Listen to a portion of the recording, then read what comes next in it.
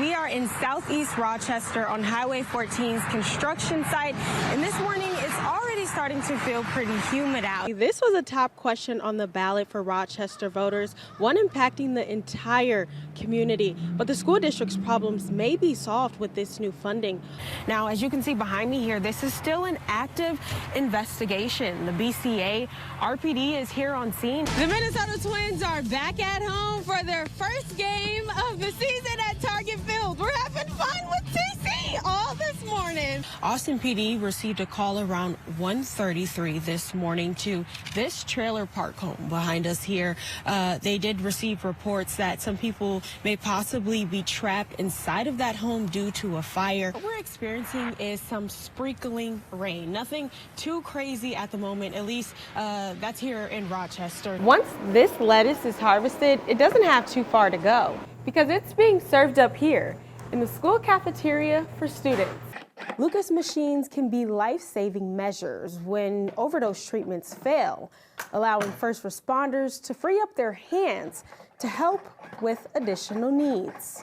Good morning, everyone, and thanks for waking up with us on Weekend News. Now, I'm Aaliyah Demry. Rochester police received a concerning report saying explosives had been placed in downtown, but it turned out to be fake. Along with the Eagles Cancer Telethon this weekend, community members in Mower County also helped in the cancer fight.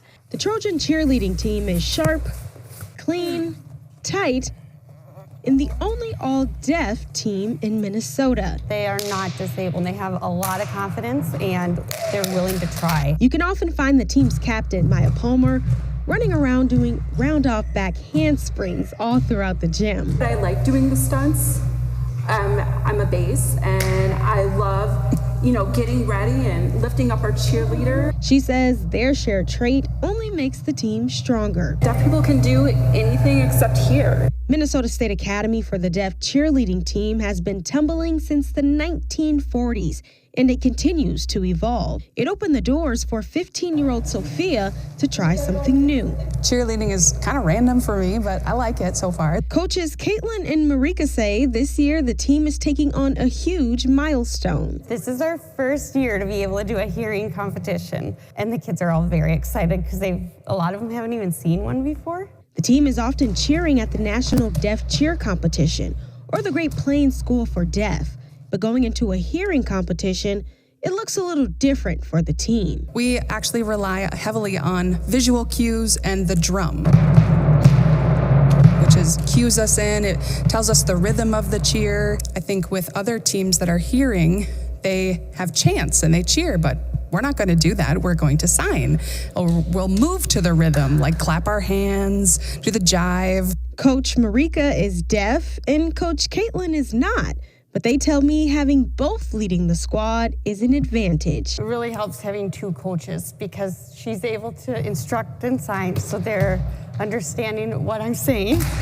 And then they're also being able to see me do the cheers, so then they can see the visual. Not only is the team talented, they also have a lot to manage just being teenagers. All of those cheerleaders are dual athletes. Oftentimes they're playing basketball and cheerleading. Now the group is preparing to head to Maple Lake for the hearing cheer competition. Although it's a new challenge, the Trojans have no doubt they'll get the job done together. Good morning, Jess and Kelsey. Last Friday evening, Emma Dalton, her partner Nathaniel Dickinson, and their 3 kids left their home on Homestead Village Lane in Southeast Rochester for a gas station just a few miles away. When they came back, they were shocked to see their apartment up in flames. The Rochester Fire Department now classifying it as an accidental cooking fire. We have footage from a camera that was inside the couple's home during the fire.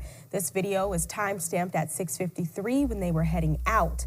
Minutes later at 6:58, you can start to notice growing smoke inside the home. Then around 7:07, the camera was completely covered with smoke. The orange glow off to the side is what the couple says was their kitchen covered in flames. This is the aftermath of the blaze. Firefighters say heat from an electric stove came in contact with a flammable material and a fire started on or around the stove. Due to the heavy smoke and fire damage, the home is a total loss. The couple tell me this couldn't have happened at a worse time.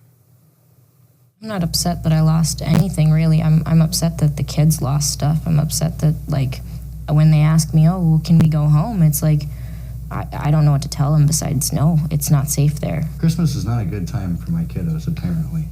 You know, and now we're sitting in that time of season where most people are always gifting and they're always willing to give, but we now sit in a very hard spot where we have more than we can hold. We have no place to hold it.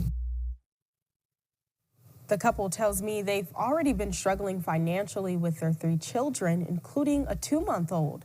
The family is currently staying with a family member, and they hope to save up enough money to relocate to a new home. There is a GoFundMe if you'd like to help this family rebuild their lives going into the holidays.